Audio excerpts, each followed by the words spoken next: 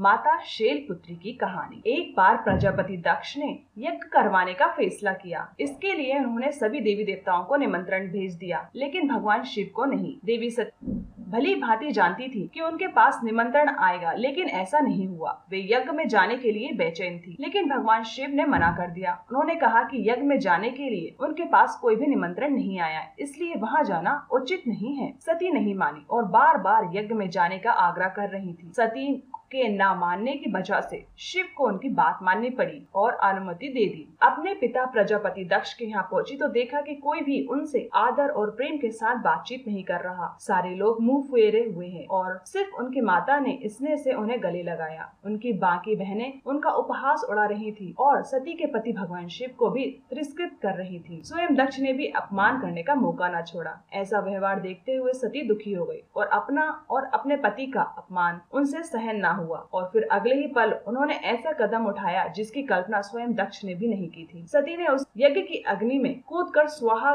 कर अपने प्राण त्याग दिए। भगवान शिव को जैसे ही इसके बारे में पता चला तो वे दुखी हो गए और दुख और गुस्सा की ज्वाला में जलते हुए शिव ने उस यज्ञ को ध्वस्त कर दिया। इसी सती ने फिर हिमालय के यहाँ जन्म लिया और वहाँ जन्म लेने की वजह से इनका नाम शैलपुत्री पड़ा। नवरात्रि के पहले दिन यानी प्रतिपदा को जो भी भक्त माँ शैलपुत्री की दर्शन करता है उसके सारे वैवाहिक जीवन कष्ट दूर हो जाते हैं। चूँकि माँ शैलपुत्री का वाहन वृषभ है, इसलिए इन्हें वृषारूढ़ा भी कहा जाता है। इनके बाएं हाथ में कमल और दाएं हाथ में त्रिशूल रहता है।